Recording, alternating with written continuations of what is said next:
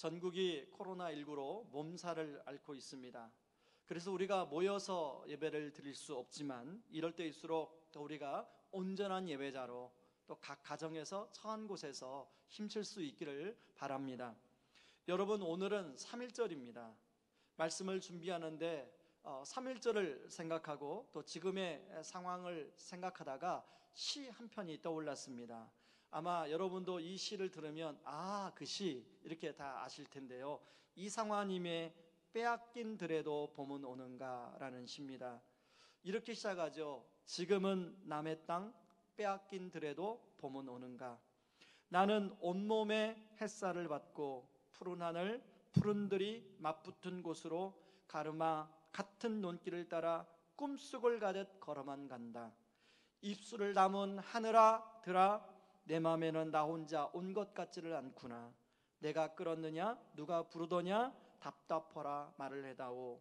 중간을 생략하고요, 마지막은 이렇게 끝납니다. 그러나 지금은 들을 빼앗겨 봄조차 빼앗기겠네. 이 시는 우리가 잘 아는 대로 일제강점기 때 해방의 자유를 간절히 원하는 마음으로 시인이 지은 시로 우리가 알고 있습니다. 저는 그 당시에 나라가 해방되어서 자유가 빨리 돌아오기를 원하는 그런 간절한 마음과 지금 코로나19로 이 상황이 빨리 종식되고 일상으로 돌아오기를 원하는 많은 국민들의, 많은 성도들의 갈망하는 마음이 비슷하다는 생각을 해보게 되었습니다. 여러분, 우리는 작년 연초로 넘어오면서 작년에 어려웠기 때문에 올해는 좀 모든 경제가 그래도 좀 나아지고 또 좋아지기를 그렇게 원하고 또한 기도했습니다. 그런데요, 여러분, 그런 나아지겠지라는 기대와 소망과는 전혀 다른 방향으로 진짜 생각지도 못했던 일이 우리나라의 위기로 지금 다가와 있습니다. 그런데요, 이런 위기가 여러분 우리만 지금 겪는 게 아니라 역사적으로 볼 때도 그렇고 성경적으로 볼 때도 어느 시대 때나 이런 위기가 있어 왔던 것입니다. 특별히 오늘 성경을 보면, 오늘 본문에 보게 되면 야곱은 20년 만에 이제 자기의 고향 땅으로 돌아오게 됩니다. 그런데 20년 전에 아주 사이가 안 좋게 헤어졌던 형 에서를 만날 것을 생각해서 두려움 가운데 고향 땅으로 돌아오게 되는데요, 하나님의 은혜로 형 에서와 아름답게 화해를 하게 됩니다. 그리고 이제 지도를 여러분 한번 보여드리겠습니다. 우리 스크린에 지도가 나오는데요, 지금 야곱이 외삼촌 라반의 집에 있던 곳이 밧단 아람, 여러분 화면에 보면 가장 위에 있는 분, 밧단 아람이 외삼촌 라반의 집이 있는 곳입니다. 그래서 야곱은 그 밧단 아람을 떠나서 저 길이 왕의 대로라는 길인데요, 그 대로를 따라서 에서를 만나게 되는데, 그 다음 그림을 한번 보여주세요. 그 빨간 부분을 이제 확대한 부분이에요. 그 다음 그림 보여주세요. 예, 바로 여러분 그림이 확대된 거 보이시죠? 바로 숫곳에서 에서를 만납니다. 그리고 에서와 화해를 하게 되죠. 그리고 에서와 화해를 하고 이제 야곱은 가나안 땅으로, 야복강을 건너 가나안 땅으로 들어오게 됩니다. 근데 가나안 땅으로 들어오는 가운데 세겜 땅이 너무 좋은 거예요. 야곱은 그 당시에 양과 염소들이 많았기 때문에 풀이 많은, 양과 염소가 먹을 수 있는 풀이 많은 곳에 세겜 땅에 정착을 하게 되는데요, 창세기 34장에 보면, 33장 마지막 부에 보면 세겜 땅을 세겜 사람들한테 야곱이 구입했다라는 내용이 나옵니다. 그리고 야곱은 33장 가장 마지막 절에 하나님께 감사해서 제사를 드립니다. 형 에서와의 화해를 무사히 맞춰주신 주님 감사합니다. 그러면서 뭐라고 하나님께 부르냐면 엘엘레 로이 이스라엘이라고 불러요. 이 말은 하나님, 이스라엘의 하나님이라는 뜻인데요, 저는 이 말 안에 야곱의 기도가 담겨 있지 않았나. 하나님, 정말로 그렇게 두려워하고 무서워했던 에서 형과의 화해가 하나님의 은혜로 잘 맞춰지게 하시니 감사합니다. 그리고 앞으로 이 세겜 땅에서 아무런 별탈 없이 평안하게 잘 살 수 있도록 도와주십시오. 그런 기도가 담겨 있지 않았을까 생각이 듭니다. 그런데요, 그 평탄함을, 그리고 평안함을 간구했던 그 세겜 땅에서 야곱은 생각지도 못한 일을 맞이하게 됩니다. 자기의 딸 무남 동료죠 디나가 세겜 추장에게 겁탈을 당하는 일이 벌어집니다. 이 일이 야곱에게는 너무 큰 충격이었습니다. 생각지도 못한 일이죠. 그리고 친오빠, 이 디나의 친오빠인 시몬과 레이가 이 사실을 듣고 너무 화가 납니다. 그래서 세겜 사람들에게 거짓말을 합니다. 너희들이 우리와 똑같이 할례를 받게 되면 내 동생 디나를 바로 세겜 추장의 아내로 주겠다고 거짓 약속을 합니다. 여러분, 지금 이렇게 코로나19가 확산된 주범이 신천지 아닙니까? 신천지의 사람들의 그 방법 중에 하나가 거짓말을 너무나 한다는 거예요. 그것도 자기 조직을 보호하기 위한 거짓말. 이 시몬과 레이가 이렇게 거짓말을 해서 할례를 다 받게 한 세겜 사람들을 칼로 가서 다 죽입니다. 그리고 야곱의 다른 형제들은 그 세겜 사람들이 다 죽은 섬에 가서 약탈을 해옵니다. 그 소식이 야곱에게 들려옵니다. 야곱은 정말 큰일 났다고 생각했습니다. 이제 다른 가나안 족속들이 이 사실을 알면 우리는 몰살당할 수밖에 없다. 여러분, 그 내용이요 창세기 34장 30절의 내용입니다. 여러분, 제가 세번역 성경으로 인용해 왔는데 같이 한번 읽어보시죠. 같이 읽겠습니다. 일이 이쯤 되니 야곱이 시몬과 레이를 나무랐다. 너희는 나를 오히려 더 어렵게 만들었다. 이제 가나안 사람이나 브리스 사람이나 이 땅에 사는 모든 사람이 나를 사귀지도 못할 추한 인간이라고 여길 게 아니냐. 우리는 수가 적은데 그들이 합세해서 나를 치고 나를 죽이면 나와 나의 집안이 다 몰살당할 수밖에 없지 않느냐. 여러분, 지금 야곱은 앞에서 엘엘로이 이스라엘이라고 기도를 했어요. 근데 그 기도하고 전혀 다른 상황이 펼쳐진 겁니다. 지금 디나가 겁탈당한 사건만 해도 충격적인 사건이었는데 이제는 온 가족이 몰살당할 수 있는 그런 두려움 속에 지금 야곱이 놓여 있습니다. 우리도 코로나 바이러스가 이제 중국 우한에서 발단이 되어서 중국 사람들한테 퍼지고 또 확진자들이 우리나라에 나오지만 그리고 또 거기에서 잘 치료가 받고 이럴 때만 해도 한 일주일 전까지만 해도 그게 큰 문제가 아니라고 생각했어요. 그런데 31번 확진자가 나오고 그게 신천지라는 단체에서 급속도로 퍼지고 그러면서 일주일 만에 온 대한민국의 위기가 되었습니다. 모든 사람이 지금 다 불안해하고 있어요. 여러분, 마치 야곱이 그 세겜 땅에 정착을 할 때만 해도 이제 드디어 이제 드디어 편안하게 좀 살 수 있구나 하고 생각했던 그런 야곱에게 생각지도 않고 지금 온 가족이 몰살당할 수 있는 상황이 지금 우리의 상황과 너무나 똑같더라는 거예요. 여러분, 저만 해도 사실은 지지난주 주중만 해도 이렇게 이제 확진자가 더 이상 생기지 않으니까 이 문제가 끝나겠구나 그렇게 생각했습니다.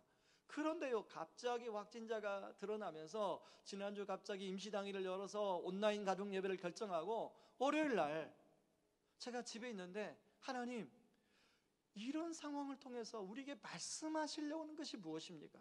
계속 그 질문만 나오더라고요. 그런 질문을 하면서 바로 창세기 34장 35장을 보는 가운데 하나님이 이 말씀을 통해서 이때를 위해서 이때를 어떻게 보내야 될지를 하나님이 말씀해 주시는 거예요. 그래서 오늘 저는 그 성도님들에게 그것을 나누려고 합니다. 그래서 위기의 때를 지나는 성도님들에게 라는 제목으로 나누려고 하는데요, 첫 번째 우리에게 하나님 말씀하시는 것은 대대를 회복하라는 거예요. 여러분, 오늘 본문을 잘 보세요. 어쩔 줄 몰라 하는 그 야곱에게 야곱이 먼저 하나님을 찾아가지 않습니다. 하나님이 어쩔 줄 몰라 하는 야곱을 찾아옵니다. 여러분, 1절을 여러분 가지고 있는 성경으로 한번 보시기 바랍니다. 제가 한번 읽겠습니다. 하나님이 야곱에게 이르시되, 하나님이 야곱에게 이르시되, 하나님이 먼저 찾아오신다는 거예요. 여러분, 지금 코로나19로 사람들이 많이 두려워하고 있는데요, 저는 오늘 예배를 통하여 우리 성도님들에게 하나님이 찾아오시는 은혜가 있기를 바랍니다. 그러면서 뭐라고 말하냐면요, 일어나 베델로 올라가라는 거예요. 그렇게 불안과 두려움 가운데 막 기사 읽으면서, 기사를 읽을수록 불안하잖아요. 확진자 확인할수록 불안하잖아요. 막 다른 사람도, 우리만 그런 게 아니라 다른 사람 다 그러거든요. 그런데 그러고만 있지 말고 일어나 베델로 올라가라는 거예요. 여러분, 여러분이 있는 자리에서 일어나서 우리가 베델로 올라가야 될 때라는 것입니다.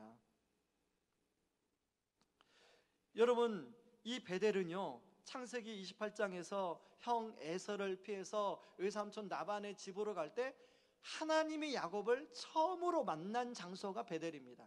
원래 루스라는 지역인데요, 그 루스라는 지역에서 하나님이 야곱을 만나주자 야곱이 하나님의 은혜를 경험하고 베델, 하나님의 집이라고 루스라는 이름을 바꿔 부릅니다. 야곱은 3절에요, 그걸 어떻게 표현하냐면 환난 날에 나를 만나주신 하나님, 바로 그것이 베델이라는 거예요. 여러분, 지금 우리도 환난 날을 보내고 있는 거 아닙니까? 자, 이렇게 하나님의 임재를 야곱이 경험하자요, 2절에 보면 하나님이 시키지 않은, 명령하지 않은 행동을 야곱이 하는데요, 2절 말씀 제가 읽겠습니다.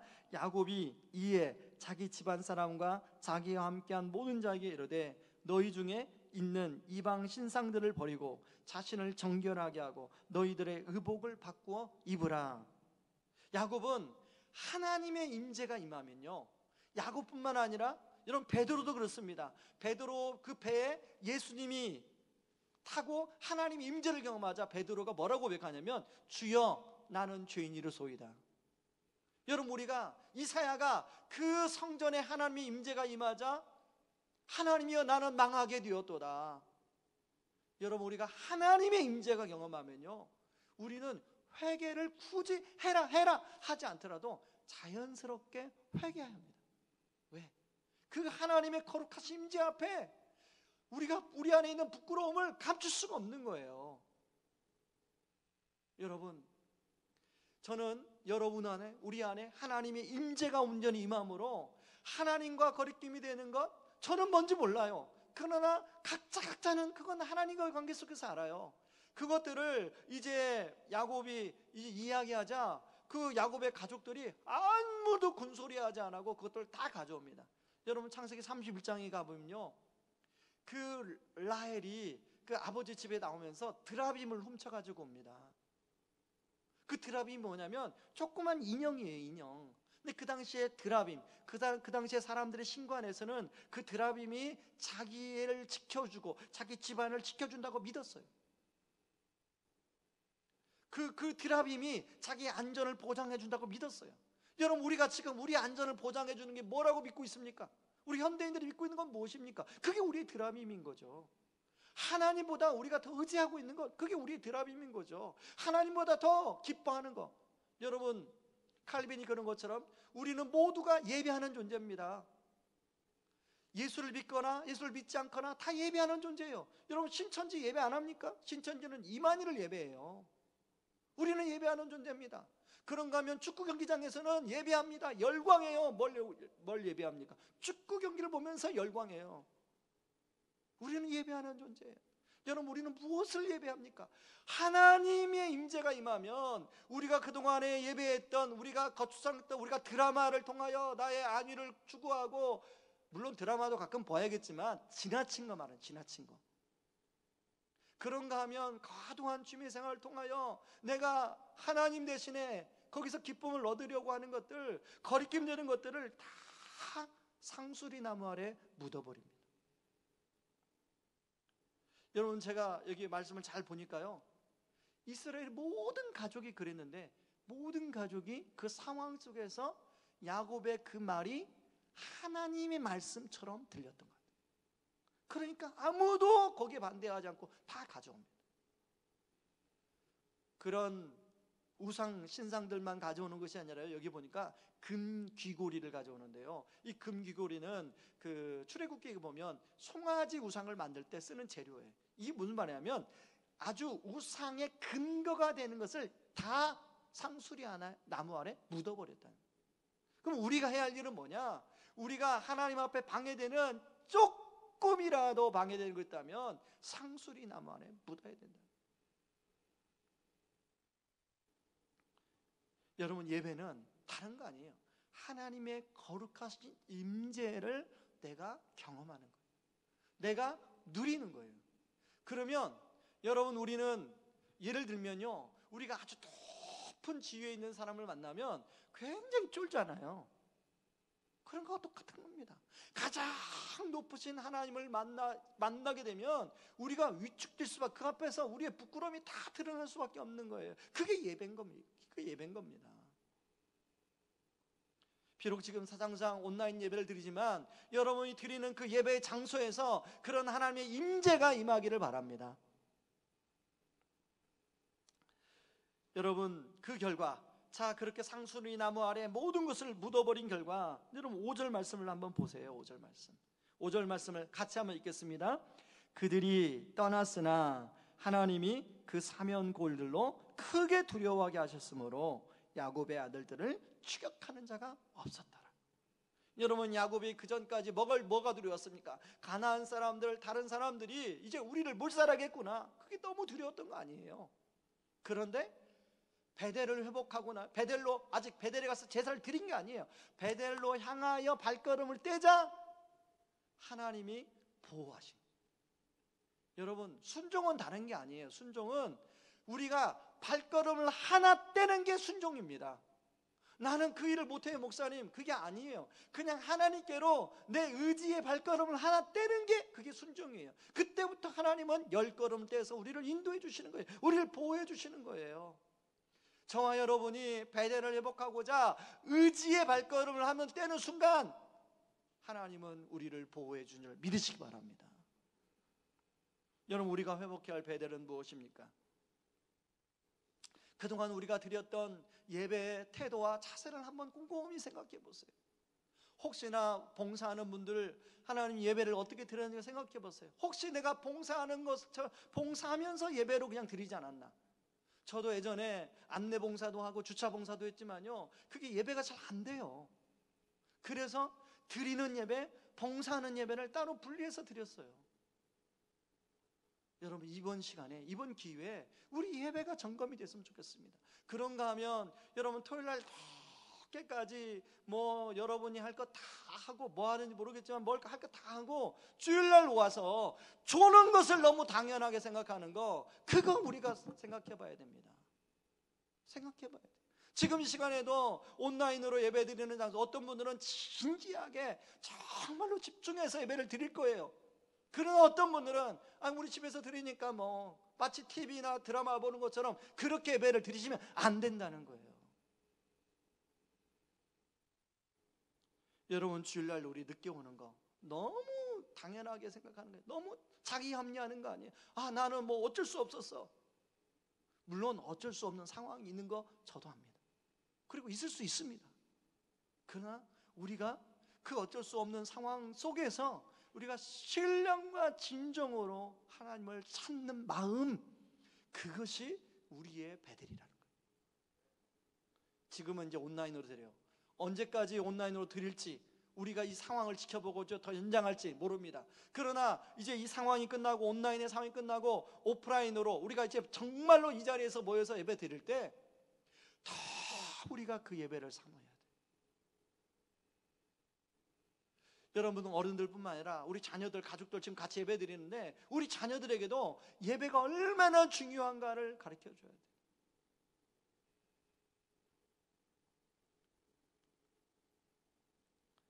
그래서 저는 이 예배가 우리 안에 회복됨으로 말미암아, 근데 주일 예배만이 아니잖아요. 여러분, 수요 예배, 그리고 또 새벽 예배, 여러분이 드릴 수 있는 상황에서, 지금 이제 온라인으로 다 중계가 되고 있습니다. 여러분 드릴 수 있는 상황에서 그걸 예배를 드리십시오.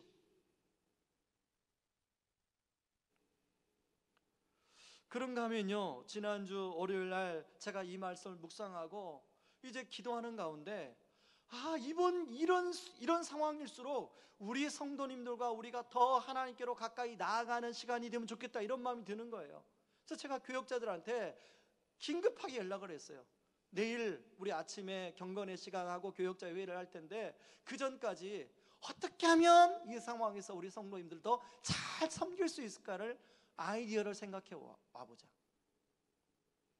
그러고 와서 화요일 날 이제 은혜를 경건의 시간을 갖고 회의를 하는데요, 나온 게 매일 밤 10시 기도회예요. 우리가 이럴 때일수록 이 나라와 상황에 우리가 불안하고 두려워하는 게 아니라 이럴 때일수록 우리가 하나님 앞에 나아가 직접 교회에 나올 수 없으니까 온라인으로 다락방 안에서 순전함을 중심으로 그렇게 기도회를 하자. 어떤 다락방은 잘 된 다락방이 있어요. 그런데 여러분, 자, 지난 한 주 잘못하신 깜빡 잊고 못하신 순자님들도 계실 줄 믿습니다. 자, 이번 주부터 잘 하시면 됩니다.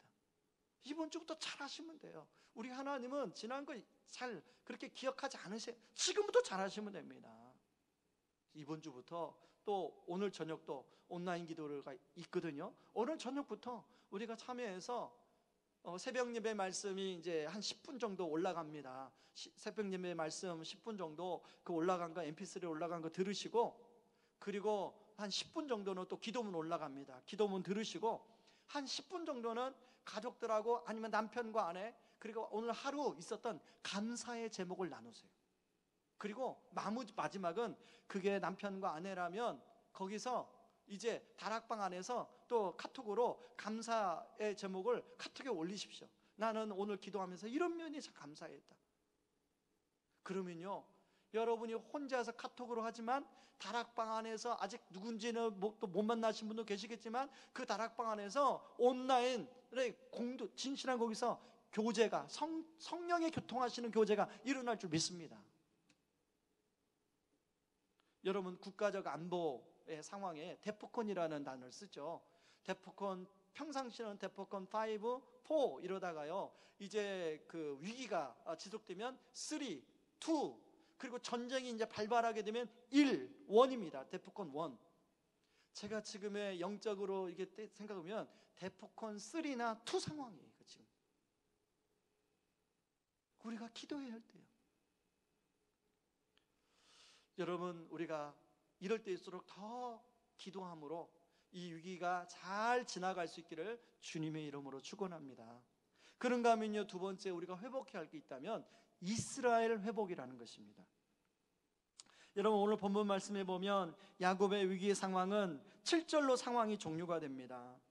성경 기자는요 9절부터 15절까지 베델에서 야곱을 만나 주신 내용을 다시 한번 자세하게 설명하고 있어요. 여러분, 9절에 바단 아람은 아까 지도에서 본 것처럼 외삼촌 나반이 있었던 하란을 말하거든요. 그래서 하란에서 출발해서 숫곳을 거쳐서 베델로 돌아오는데요, 그 베델에서 창세기 32장 이제 그 숫곳에서 에서를 만났을 때 하나님이 야곱의 이름을 바꿔줍니다. 이스라엘로. 그 내용을 다시 한번 여기서 반복하여 이야기합니다. 여러분, 야곱이라는 이름과 이스라엘이라는 이름을 제가 예전에도 이 본문을 가지고 한번 설교할 때 설명을 했는데요, 야곱은 속이는 자, 이스라엘은 하나님의 뜻대로 다스림을 받는 사람이라는 뜻입니다. 그러니까 하나님이 이름을 바꿔준 게 뭐냐면 더 이상 자기중심적으로 속이는 인생 살지 말고 하나님의 뜻대로 다스림을 받아서 다른 사람을 위해서 살아가는 삶을 살아라. 그게 이스라엘의 뜻이에요. 그런데요, 이름은 창세기 32장에서 이름은 바꿔졌는데 창세기 33장, 창세기 34장을 보면 여전히 이스라엘로 사는 것이 아니라 야곱으로 살아요. 여러분, 처음 예수를 믿고 그리스도인이 되었잖아요. 하루아침에 그냥 그리스도인으로 확 삶이 달라지는 게 아닙니다. 옛날의 습관 그대로 살아요. 여러분, 우리 주님이 우리가 야곱으로 살았던 인생을 예수님을 통하여 이스라엘로 바꿔주셨는데, 여러분, 여전히 우리가 야곱과 같은 습관으로 살 때가 얼마나 많이 있습니까? 그런데요, 여기 중요한 거예요. 야곱의 이름을 바꿔주고 나서 형 에서를 패할 때 베델에서 하나님이 야곱에게 보여준 꿈이 있어요. 꿈. 처음 하나님이 야곱을 만나줄 때 창세기 28장에서 28장 12절 말씀 스크린에 나와요. 같이 읽습니다. 꿈에 본즉 사닥다리가 땅 위에 서 있는데 그 꼭대기가 하늘에 닿았고 또 본즉 하나님의 사자들이 그 위에서 오르락 내리락 하고. 그런데요, 이 꿈을 하나님이 야곱에게만 보여준 게 아니에요. 여러분, 요한복음 1장 50절 51절에 보면 예수님이 나다나엘에게 이 꿈에 대한 이야기를 합니다. 우리 같이 한번 읽어볼까요? 예수께서 대답하여 이르시되 내가 너를 무화과 나무 아래에서 보았다므로 믿느냐? 이보다 더 큰 일을 보리라. 또 이르시되 진실로 진실로 너에게 이르노니 하늘이 열리고 하나님의 사자들이 인자에 오르락 내리락 하는 것을 보리라 하시니라. 그렇다면 예수님이 나다나엘에게 말한 하나님의 큰 일이 뭐냐는 거죠. 바로 이 큰 일은 하늘이 열리고 천사들이 오르락 내리락 한 것처럼 하늘이 열려서 그 천사들 중에 가장 완성자, 바로 예수 그리스도 자기 자신이 하늘이 열리고 이 땅에 내려와서 선포하신 하나님의 나라라는 겁니다. 지금처럼 과학과 의학이 발달한 때임에도 불구하고 전염병 하나로 온 세상이 지금 난리지 않습니까? 그런데요, 예수님이 오셨을 그 당시는 온갖 질병과 전염병이 난무하던 때였어요. 그러나 예수님은 그런 불완전한 세상에 내려오신 이유는 저와 여러분을 구원해서 바로 하나님 나라의 삶을 살게 하고 우리를 통하여 다른 사람들이 하나님 나라를 경험할 수 있도록 하게 해주는 삶, 바로 그것 때문에 오신 겁니다. 다시 말해서 하나님은 야곱에게 그 사닥다리에서 천사들이 오르락 내리락 하는 꿈을 보여주신 것은, 야곱아, 내가 너를 만나주신 이유는 네가 그냥 야곱의 인생으로 사는 것이 아니라 이스라엘로 살아서 다른 사람들을 하늘과 땅을 이어주는 그런 사닥다리 같은 역할을 네가 해라. 예수님이 나다나엘에게 그 말씀하신 것은, 나다나엘아, 앞으로 너는 그런 사람이 될 것이다, 그런 얘기 한 것입니다. 그런데요, 야곱은 이름이 바뀌었지만 좀 전에 말한 것처럼 여전히 그냥 야곱으로 살아요. 가나안 땅으로 돌아오긴 돌아왔지만 세겜에서 자기를 위해서 그냥 땅 구입하고 그냥 저기서 정착하고 사는 거예요. 제사를 지내고 엘엘로이 이스라엘이라고 그렇게 고백을 했지만 그 고도는 그 자기 중심적인 기도예요. 하나님, 우리 집 잘 살게 해달라는 그 기도 아닙니까? 야곱의 삶에는 이스라엘로의 삶은 안중에도 없어요. 여러분, 예수님이 우리를 구원해 주시고 하나님의 제사장으로 이스라엘로 우리를 살기를 원했는데, 여러분, 우리도 여전히 마찬가지예요. 이스라엘의 삶에는 우리는 별로 관심이 없어요. 우리는 여전히 야곱의 삶에 관심이 있어요. 하나님, 이것도 주시고요, 저것도 주시고요, 이것도 필요하고 저것도 필요해요. 우리 주님은 마태복음 6장 33절에 너희는 먼저 그의 나라와 그 일을 구하라, 그리하면 이 모든 것을 더불어 주시리라 말씀했음에도 불구하고 우리는 어디에 더 방점이 있냐면 더불어 주시는 것에 방점이 있어요. 이제는 그 방점을 먼저 그의 나라와 그 일을 구하라의 방점을 찍으셔야 돼요. 여러분, 코로나19를 통해서 우리가 깨달아야 할 것은 베델도 회복해야 되지만 이제 야곱에서 이스라엘로 바꿔주신 하나님의 삶의 그 이름의 뜻대로 우리가 이스라엘로 살아야 된다는 거예요. 여러분, 한때 예배드리는 성도들 가운데는 하나님 나라를 위해서 살려고 애를 썼던 분들이 계실 거예요. 우리 교회는 전회교회에서 열심히 있는 분들이 또 많이 오셨거든요. 그분들 전회교회에서 섬길 때 나름대로 정말로 하나님 나라를 위해서 섬기려고 애를 쓰셨어요. 그런데 이러한 일을 겪으면서 마음에 어떤 마음이 드는지 모르지만 그런 마음이 다 사라진 것 같아요. 하나님 나라, 그 열심히 있는 몇몇이나 하는 일이지, 나는 그냥 지금 우리 가족들하고 잘 사는 게 중요해. 지금 내 일 하는 게 중요해. 하나님 나라, 그게 뭐가 중요해? 나도 옛날에 해봤는데 그 하나님 나라 다 그냥 소용 없는 거야. 여러분, 혹시 그런 생각하실 분 안 계시겠지만 혹시라도 그런 생각이 있다면 여러분, 그 생각 잘못된 겁니다. 우리 주님은 우리가 주님 앞에 갈 때까지, 그리고 주님이 이 땅에 재림할 때까지 우리에게 원하셨던 것은 먼저 그의 나라와 그 일을 구하라고 말씀하십니다. 그렇게 할 때 더불어 주시겠다고 얘기해요.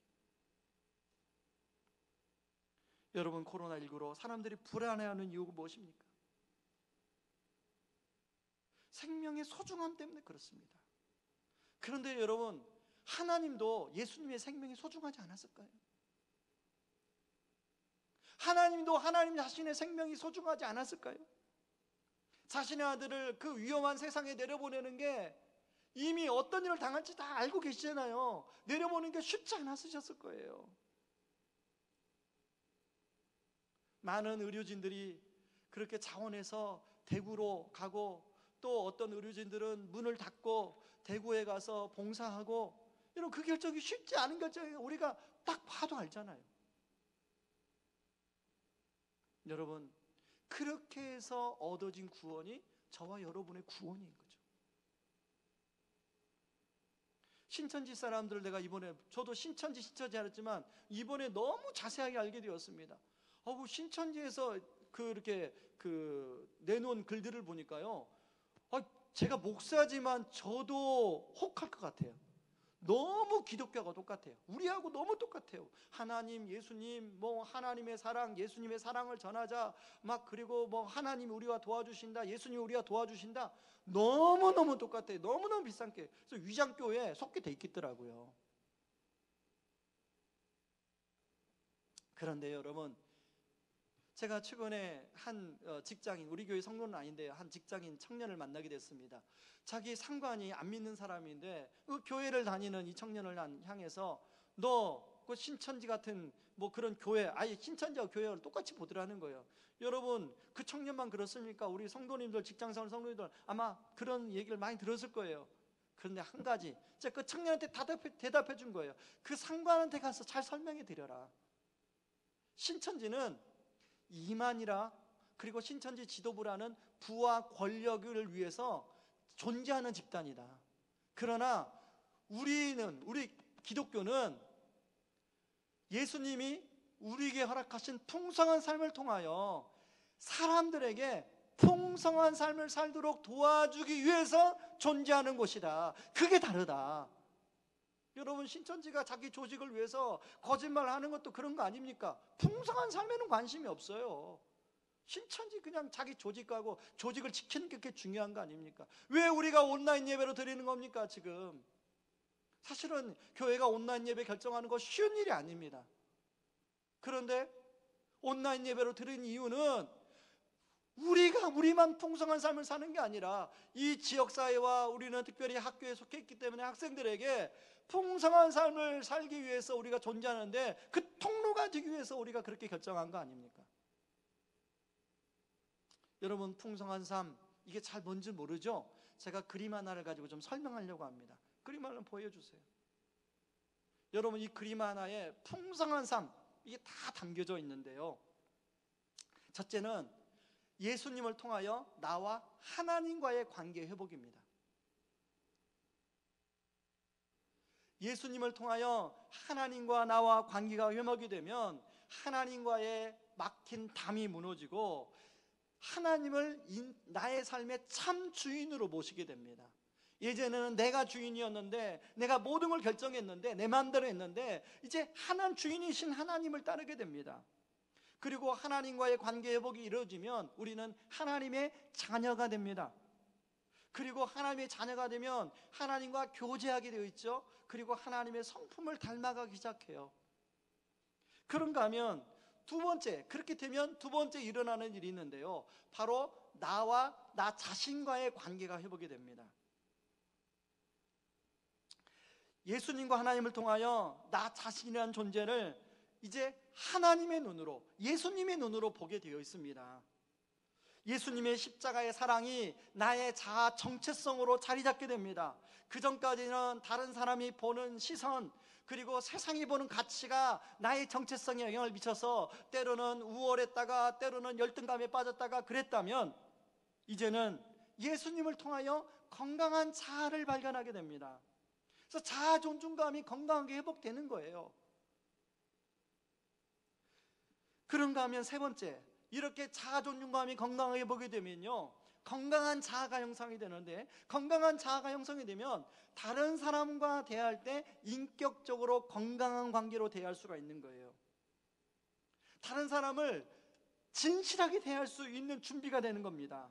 당연히 옆에 같이 사는 배우자끼리, 남편은 아내에게, 아내는 남편끼리 서로 존중히 여기고 서로 진실로 대할 수 있는 관계가 되는 겁니다. 뿐만 아니라 직장관계, 또 교우들과의 관계 속에서도 그렇게 대하게 되면요, 관계가 진실한 관계 공동체가 거기서 이루어지는 겁니다. 그렇게 되면 서로서의 삶에 하나님 나라를 경험할 수 있도록 도와주고요, 이것을 위해서 자신을 기꺼이 내어주고 돕고 세워주는 관계가 됩니다.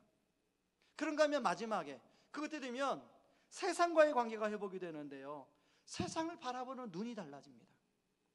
세상을 하나님의 눈으로 바라보게 됩니다.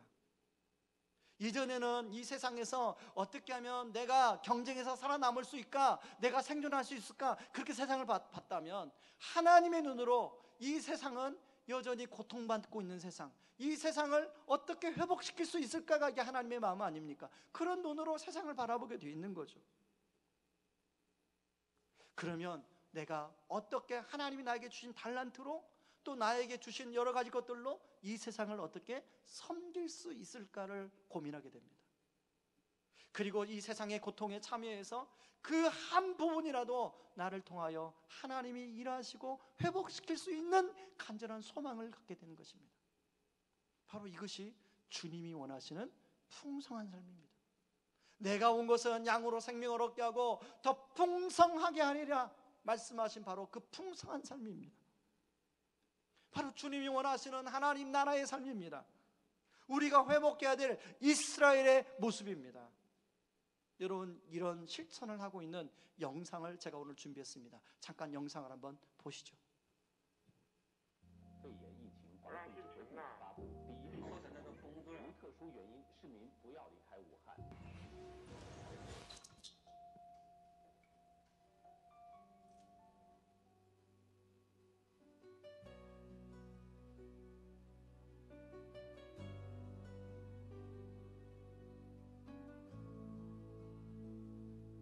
冷清的武汉大街笼罩在灰蒙蒙之中，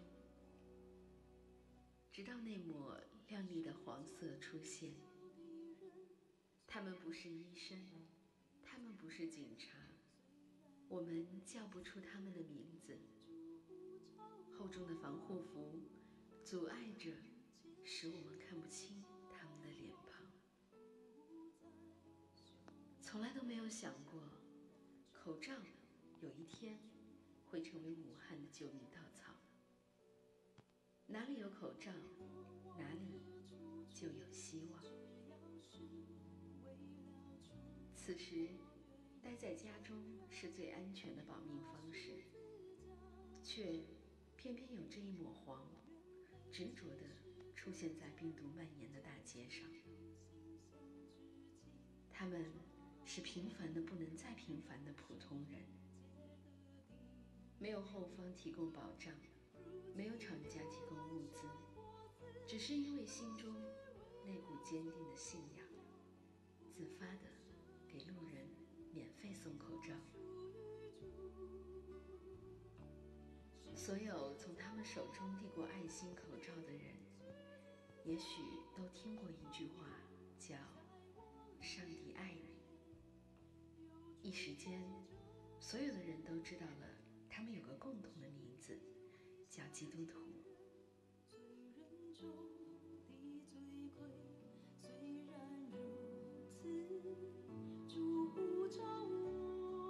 他们不仅仅是送口罩，更是告诉那些不安的人，神爱他们，神救他们，所有信神的人都能得着真平安。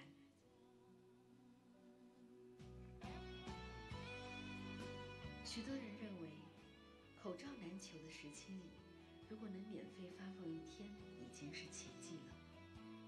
而更大的奇迹是，他们居然每天都能准时的出现，每天都给患难中的人送去口罩。上帝是他们最大的供应者，几乎每天都有全国各地的基督徒为他们提供物资。这是一支特殊的队伍，他们里有青年人，有中年人，最小的才4岁的孩子。他们是一支神圣的队伍，带着使命，常年奔波在人群中，给人们带去盼望。这不是他们第一次出征。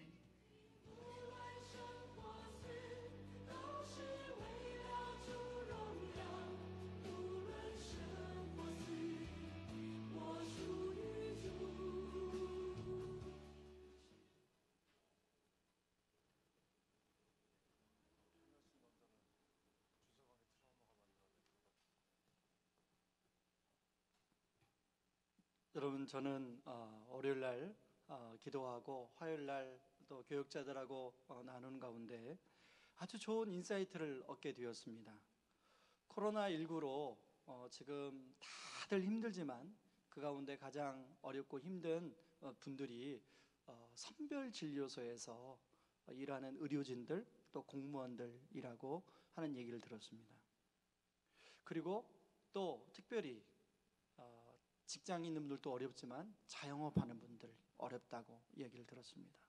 그래서 이분들에게 조금이라도 우리가 위로와 격려 또 힘이 되어줄 수 있는 게 뭐가 있을까 생각을 하다가 여러 가지 또 우리 교육자를 통해서 조사해 보니까 그분들이 홍삼, 면역에 좀 도움이 되는 홍삼 그리고 견과류 같은 걸 좀 우리가 사랑의 편지를 담아서 좀 전해드리면 참 좋을 수 있다고 생각하고요. 특별히 우리 교회 밑에 우리 소상공인들 계시는데 그분들에게 비타 500 한 박스씩 좀 우리가 전달을 하면 참 좋겠다, 그런 생각이 들었습니다.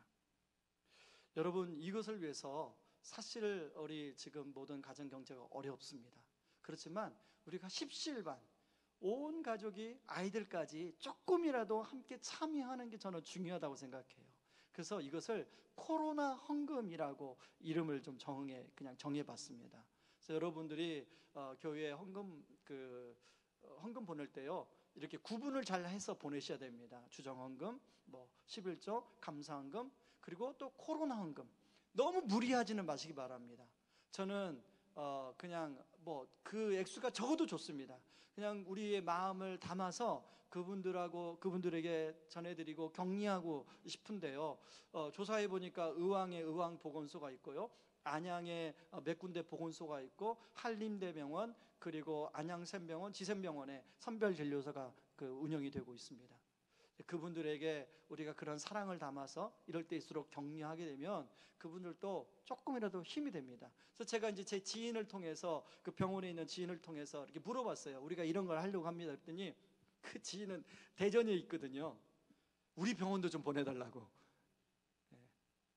그래서 내가 그렇게는 할 수 없다고, 우리 지역을 또 이렇게 섬기는 차원에서 하니까 여러분들 우리 자녀들하고 그게 우리 자녀들 용돈에서 1,000원도 좋고요 5,000원도 좋습니다. 십시일반 모으다 보면 그 사랑이 잘 전해질 수 있지 않을까 생각하고요. 그리고 다음 주 주일도 온라인 예배로 드릴 텐데 여러분, 다음 주 주일 오후에 우리가 헌금이 얼마 거칠지 모르지만 비타 500 한 박스씩을 우리 교회 밑에 있는 우리 소상공인들에게 힘내시라고 좀 전해드리고 싶거든요.